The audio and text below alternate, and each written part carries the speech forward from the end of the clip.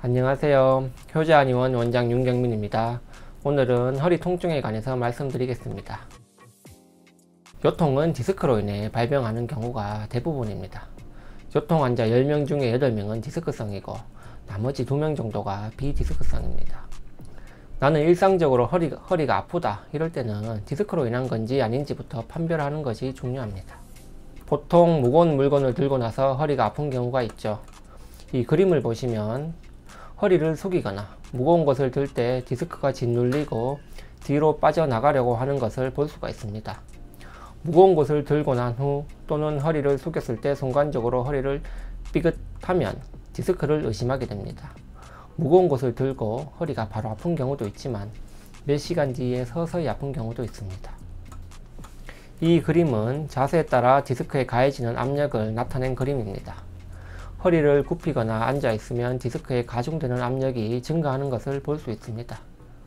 즉 허리를 숙이거나 앉아 있을 때 허리가 아프거나 고관절이나 대퇴부 쪽으로 통증이 생긴다면 디스크를 의심해야 합니다. 또한 장시간 운전 뒤 혹은 평소 운전할 때 허리나 다리가 불편하다고 느끼실 경우 허리 디스크를 의심해 봐야 합니다. 재채기나 기침할 때는 디스크에 압력이 올라갑니다. 즉 기침할 때 허리가 아픈 것도 디스크 증상입니다. 그리고 앉았다 일어설 때 허리에 통증이 생기거나 장기간 앉았다가 일어설 때 허리가 똑바로 펴지지 않는 것도 디스크의 손상을 나타냅니다.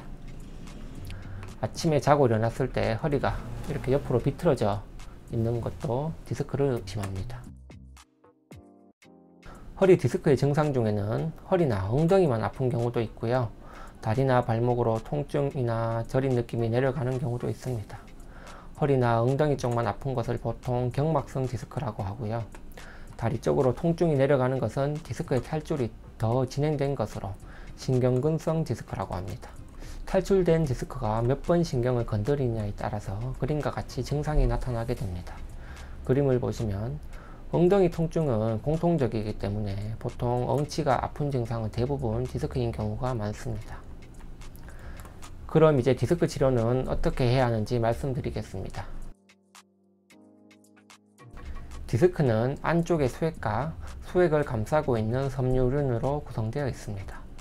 요통 환자에서는 섬유륜이 도출된 사람도 있고 수액이 도출된 사람도 있습니다. 물론 복합적인 경우도 있습니다. 섬유륜성 디스크에는 수기요법을 이용하면 효과가 좋은데요.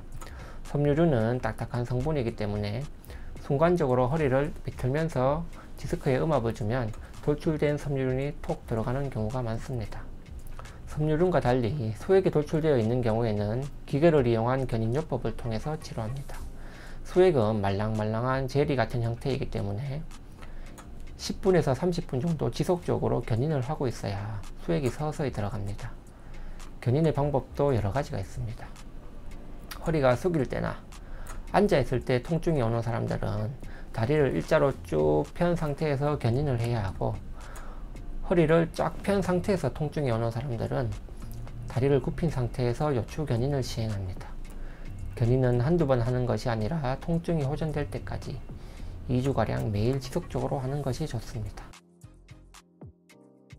디스크가 경막을 자극하면 2차적으로 근육이 굳는 현상이 생깁니다. 침치료로 해당 분절의 근육을 치료해주고 전침으로 흥분된 신경을 가라앉혀 줍니다. 또한 봉침을 통해서 염증 억제나 진통작용을 해주면 더욱더 도움이 됩니다.